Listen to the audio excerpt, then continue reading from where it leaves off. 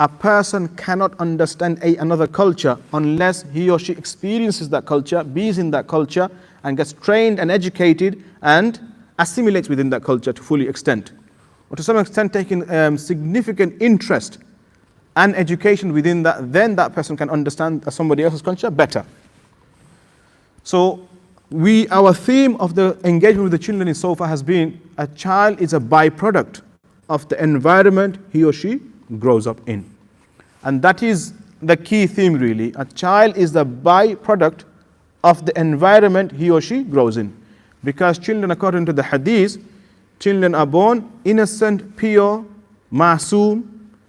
But according to the environment, he or she develops into that, according to the effects of the environment. So a person will become pious, a person will become a scholar, a person will become an alim, a person will become doctor, according to the environmental factors predominantly. And in terms of how they see us as primary adults, how we behave, how the parents behave with the children, and so forth, and so forth, and so forth. So one of the key tasks or key statistics in UK is there is a chronic need.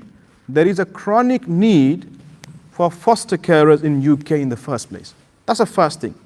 Second thing, there's a critical shortages. There's a critical shortage of foster carers and adopters from Muslim Islamic background. Those who are Muslim, very rare to get hold of them. So what's happened in 2000? On average, children who are a Muslim background, they're waiting 9 months, 18 months, 2 years, and a lot of the time there's no Muslim foster carers or Muslim adopters. So therefore, the children are waiting very long time. And the UK law is that a child should not be kept waiting for a family, because that's not good, and it's not conducive for a person's development. And it's true, because the child cannot build a secure attachment with someone. Building secure attachment with someone is critical for future development, relationship. Prophet ﷺ had really good relationship with his uncle, with his mom, with his uncle, with his grandfather, and he had a stable family background, despite not knowing his father, despite his mother dying at an early age, despite his grandfather dying at an early age. But he had a loving, caring primary carers who looked after him, who gave him the support, who gave him everything. And Allah subhanahu wa ta'ala reminded him of that. أَلَمْ يَجِدْكَ يَتِيمًا فَآوَى وَوَجَدَكَ ضَالًّا فَهَدَى وَوَجَدَكَ عَائِلًا فَأَغْنَى. Did he not find you as an orphan and give you refuge, and he found you lost and guided you, and then he found you poor and made you self-sufficient. So in other words, if you look at the history of Islam, Prophet ﷺ, as an orphan, he was able to build his life by being looked after by somebody else. Obviously, the Allah subhanahu wa ta'ala decree is there and his hukum is there, but he was looked after by somebody else. So at this moment in time, and then if you look into the Sahaba's stories, there are many Sahabas. There are many Sahabas who are orphans and poor and gharib. And the Sahaba radiallahu ta'ala anhum ajma'in, they would go out of the way. They would be overzealous. They would be so willing, and they would be forthright, and it's something that they took pride in and they took passion in by helping other poor children. And there's many Sahabas like that, including Abu Hurairah radiallahu anhu, one of the greatest Sahaba. He was also an orphan himself. And the Aisha Siddiqa radiallahu ta'ala anha, she loved looking after orphans herself. And there's many other Sahaba, Imam Bukhari rahimahullah ta'ala, they were great orphans. But if you look into the history, it's very powerful. So as Muslims, our children at this moment in time are being looked after by families or families who may or may not necessarily have the necessity, skills and training within Islamic environment. So that Islamic environment, that child seeing us, child growing up seeing us praying namaz 5 times a day, keeping Sawm during the month of Ramadan, praying Taraweeh at night and 20 rakat Taraweeh at night time, doing tasbihat daily and morning and evening, being good with other people, worshipping Allah subhanahu wa ta'ala, wearing a sunnah libas, keeping a beard, keeping a hijab and niqab. These things, children may, by not living in an Islamic household, may not pick these things up. It will be extra struggle for that child. So what happens over the years as they get older and older, their habits form, and then it becomes difficult for them to come back. And then also, other than that, there's research and the studies available, readily available online, that those children who live in a house that is not correlated to the birth family, it can lead to mental health issues. It can lead to social isolation, because who am I? And so forth and so forth. So as Muslims, in my opinions, and if you listen to the hadith, Prophet sallallahu alaihi wasallam says, and Prophet sallallahu alaihi wasallam, "Ana wa kafilul yatimi fil jannati hakadha." So looking after a person hereafter is a big, big reward. You will be like this with Prophet sallallahu alaihi wasallam on the day of judgment in Jannah. So we all want to attain Jannah, and financially in this world also, there are great financial benefits to that as well. We live in a very difficult financial situation at this moment in time for many people. What you can do, you can apply to become a foster carer. And if you're fostering a child or looking after a child, there are financial remuneration, financial benefits, and there's quite a significant amount of money you can make up. And there are obviously criteria, and I can discuss this criteria in more detail because this is one of my professional field as well. I've been dealing with this for the past 10 years now, almost 10 years, so not 10 years, almost 10 years. So if anybody wanted any advice in terms of what to look for in a foster home, fostering agency, whether to go with a local authority, a council, or to go with a private agency, what kind of private agency to go with, what kind of local authority to go with, what's your requirements, what do you need to do, the process, the training, the development, the support that are available for you, financial remuneration that are available for you. So before we discuss the process, let's take some questions. Are all foster children vulnerable or psychologically affected because of their being fostered? MashaAllah. Okay, great research have proven that when a child is removed from their family home or any home where they've lived and they moved on, it's like a bereavement process. So you effectively, it's like someone dying. So when someone dies, you have to grieve that process. So yes, every move a child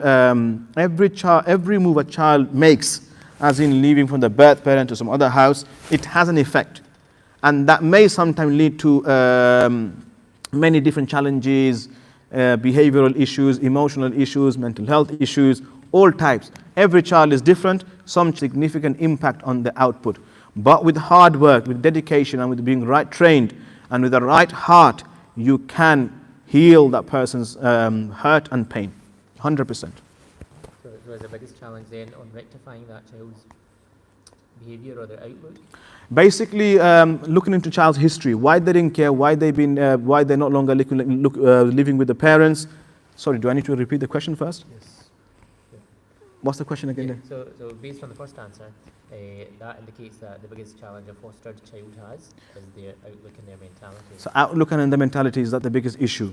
It goes back to history of a child. It depends on many factors. One of the biggest factors is if the child, the experience why they left the home.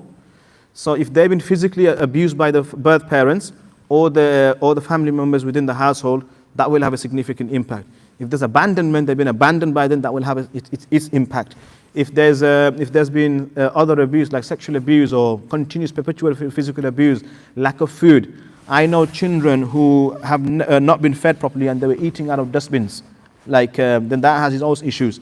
Then there are also families who fathers, it's as hard as it's hard to believe, but parents were abusing them, not physically abusing them, but in mental abuse, physical abuse, and sexual abuse as well at the age of 3 and 4 and 5.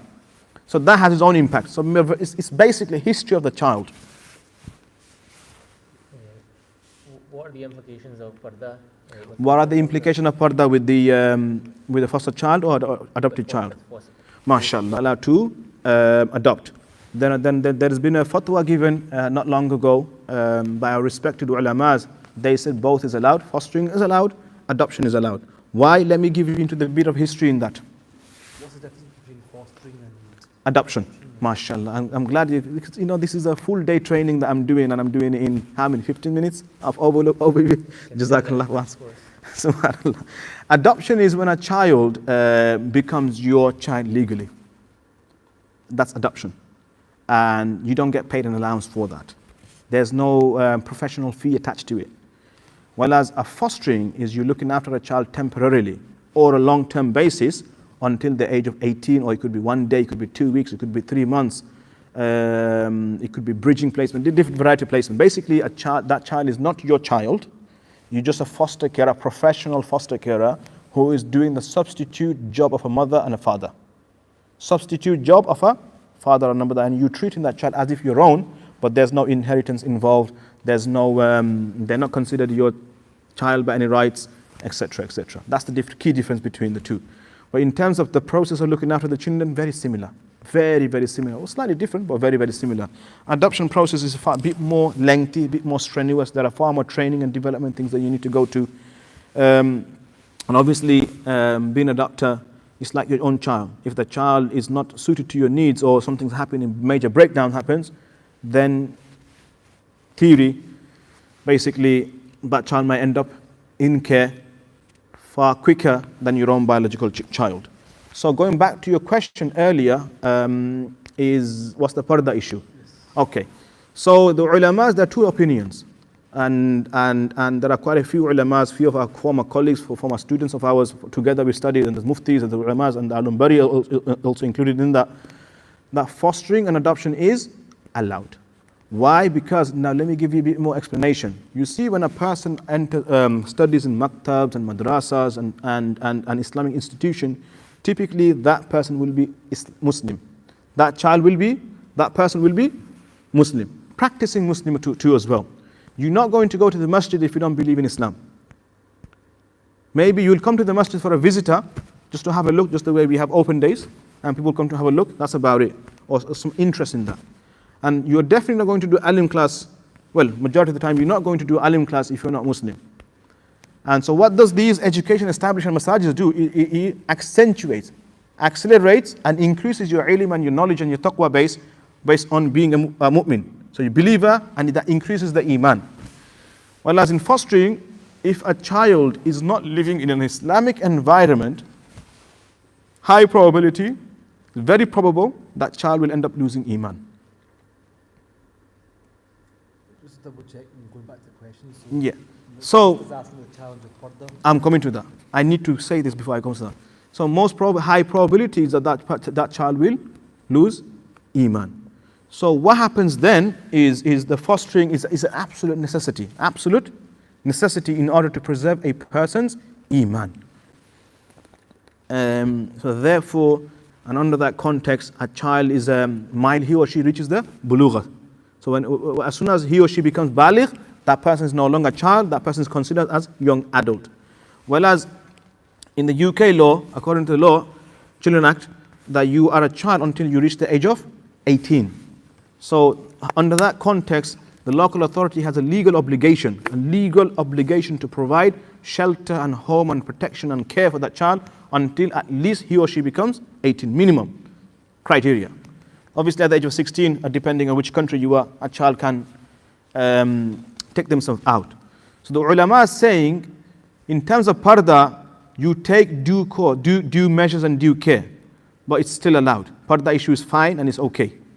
Because you are doing a greater good, you are preserving the faith and iman of a child. Hence, it's the lesser of the evil. For the bigger cause and for the bigger benefit.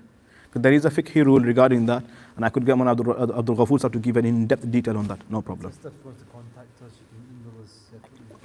100%. Please do get in contact with us privately, and we'll give you answer. And if there's any information, further information you need, and you have a genuine interest in fostering, I can happily take you through all the process, even help you with choosing the right fostering agency, depending on which area you live, fostering authority.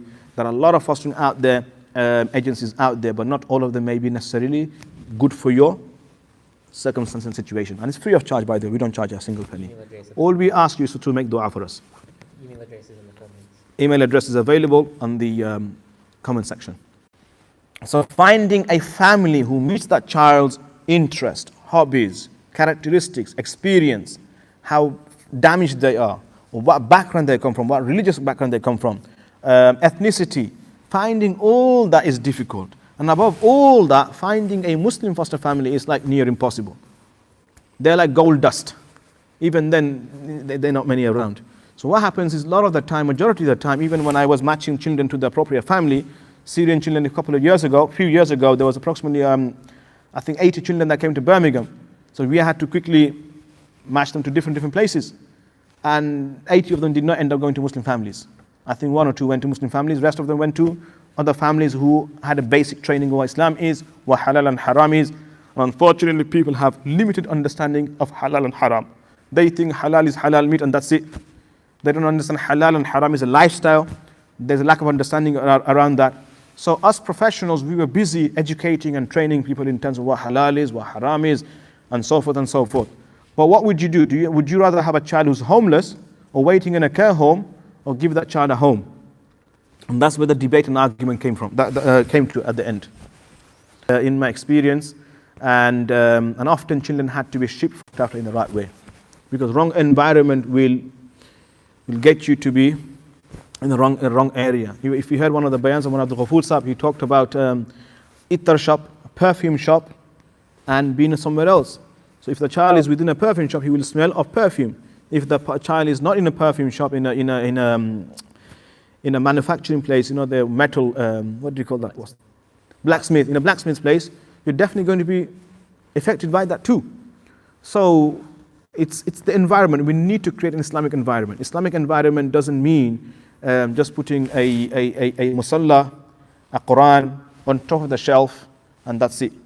But on a Sunday we go to church, on a Saturday we go to and do something else. No, it doesn't mean that. It means a complete lifestyle.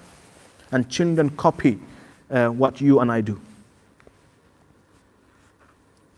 Next question, Qari Sahib. How should we address the psychological health needs of children?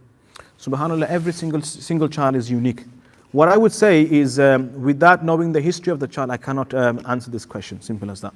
What they can do is privately email us or phone us, and I'll happily talk through them, because I can give them behavior management. On a general level, how would you make sure you cater for the psychological health needs of children? On a generic level, how do you cater for the psychological? Every child is, you see, as I said, this is the golden rule, we need to put it in our heads. The golden rule is, this is the big golden rule. Every child who's left the primary abode, where they were born and where they were settled, every move subsequently is like bereavement, is like a death. And every move has an impact. So it creates internal dysfunctionality.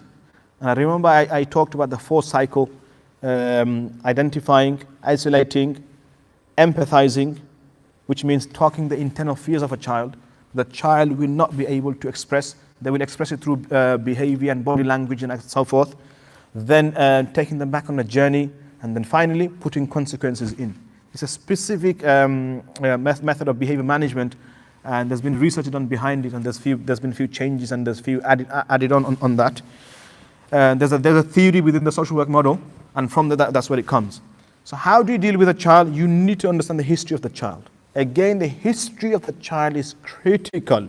Under what circumstances the child has come to be in care. So if you're a foster carer already, you need to ask a social worker to provide you all the details, or whoever put the child with you. Simple as that. Then you talk to the child, you build a relationship. In terms of building relationship, you see their attachment, relationship will already be broken. They will already be broken, and they will look at adults as evil, bad. They will not want to be connected with you. So giving them hugs and cuddles is not going to work, especially if that was one of the time when they were physically and sexually abused. You try to hug them, you try to cuddle them, it's not going to work. It's going to have complete wrong effect. So what we need to do, we need to build that relationship initially very slowly, very, very slowly. So what happens is, physical touch between 2 human beings is critical. Be it spouse, be it children, be it between parents and children, it doesn't matter. Physical touch is critical. Physical touches creates closeness. If you look into the trauma, how to deal with trauma, there's comprehensive, detailed information available regarding building relationship and alleviating, getting rid of trauma through physical touches, physical touch, and so forth and so forth. If a child has anxiety issues, there's research that use dogs and animals and so forth and so forth. So all physical touch with another being. So what happens is, You need to do that. One of the techniques that I used to use, and when I was working with the children who are very damaged, initially it will be fist bump. From fist bump it will be hand. You cannot change a child overnight, because typically when a child comes to you, they'll be 5, 6, 7, 8, 9, 10. They've already formed habits. Whether you like it or not, whether the child's parents are good or not, the child doesn't know that. The child thinks, all he or she thinks, my parents are my world. So if the child has been abused by the father or the mother, they think it's normal. So they will behave like that. So it's about you empathizing and understanding and safeguarding your own. If you've got children of your own, safeguarding your own children. So having mechanism in place. So it's quite critical. There are no generic scenes, unfortunately. I wish I could give it to you like that, but it's not. Every child is unique, every child is different. But critical thing is history. What are the impacts of foster care on development of child? Allahu Akbar. Allahu Akbar. What are the impact of a foster care on the development of a child? SubhanAllah, how do I say this? We look into the history, both UK history and all the history of the world. Our greatest scholars, big scholars like Imam Bukhari rahimahullah ta'ala. His Bukhari Sharif, or the respected Bukhari Sharif, is known as the most authentic kitab, the most authentic book after the Quran. He was an orphan. He didn't have a father. Imam Ghazali rahimahullah ta'ala, he was an orphan. Imam Abu Hurairah radiallahu anhu was an orphan. There are many historical, the 4 Imams. Out of the 4 Imams, 3 Imams were orphans as well. Ahmad bin Hanbal, Malik bin Shafi rahimahullah, they were also orphans, and they were taken well care by somebody else. And as a result, they became such great A'immas and great scholars and so forth. So the right care is critical for that child. Let me give you an example. Everybody, whenever we think of an igloo,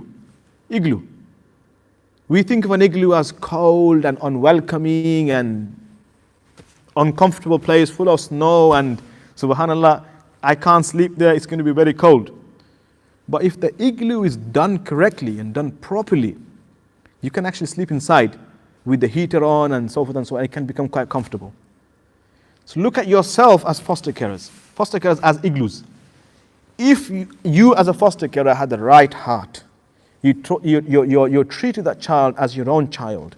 You looked after that. You provided shelter, food, emotional well-being, physical well-being.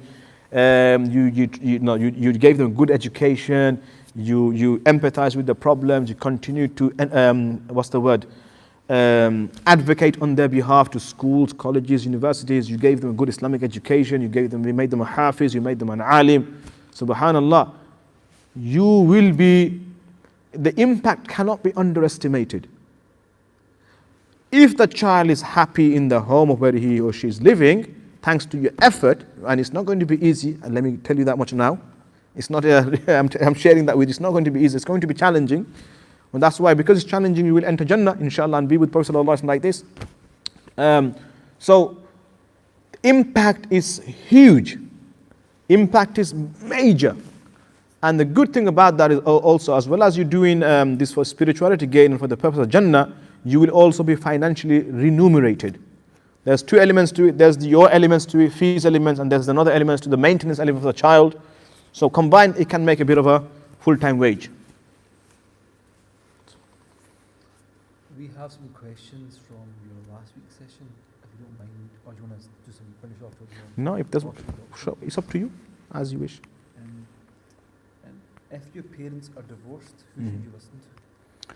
Subhanallah, if your parents are divorced, who should you listen to? Okay.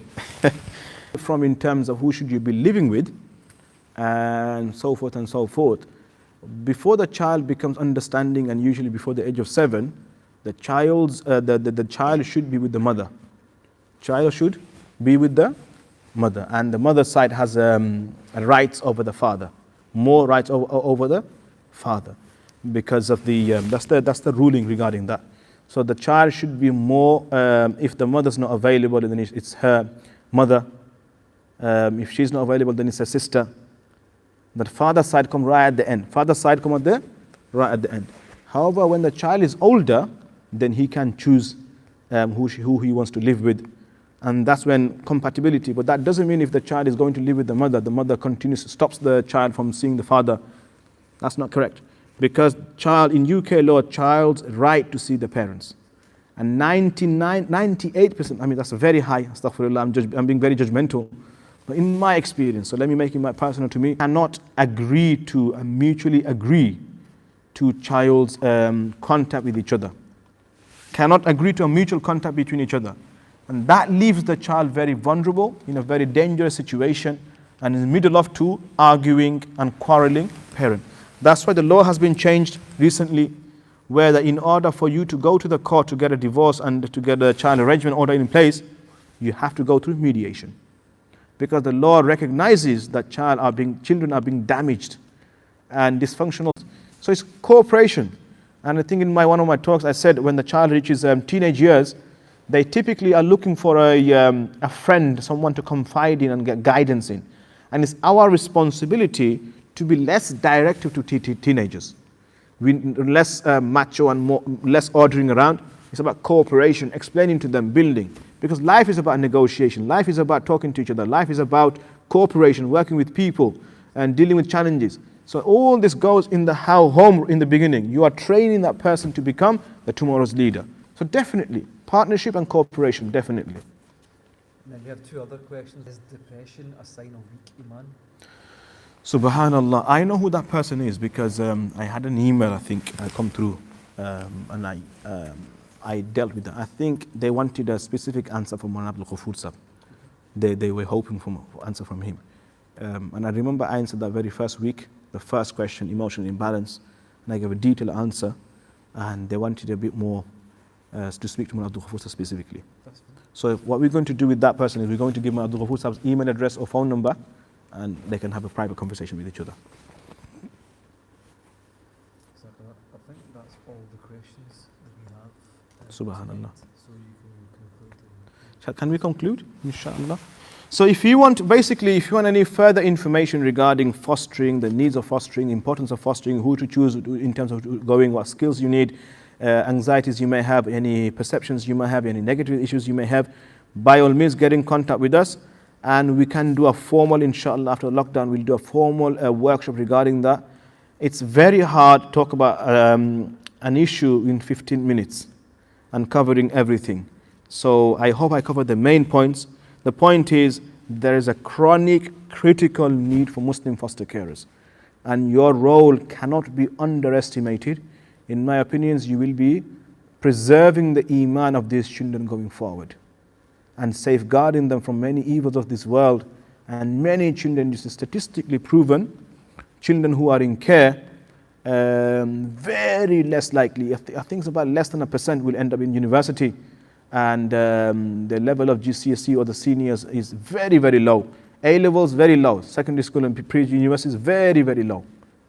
So by you giving them a stable home, by providing a loving home to them, not only will you be seeing the tangible results in this world, but you'll also be greatly rewarded in the hereafter.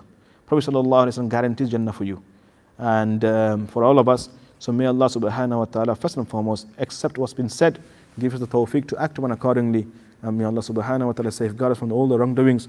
Last few days of Ramadan, we should spend the Ramadan in active ibadah as much as possible. Few days left. Let's not the barakah of Ramadan go away, and let it be a springboard, a stepping stone for all of us to lead a life according to Islam and Sunnah. And everyone, all of us, we make a resolution that we will continue with the ibadah and so forth and so forth. And one more point, remember guys, we are not professional presenters and so forth. This is something new for us as well. And inshallah, if there are any ideas that you want us to do or anything you feel is beneficial for the community, by all means get in contact with the office. And inshallah, management team will decide and do something accordingly. With that, wa akhiru da'wana alhamdulillahi rabbil alameen. Assalamu alaikum wa rahmatullahi wa barakatuh.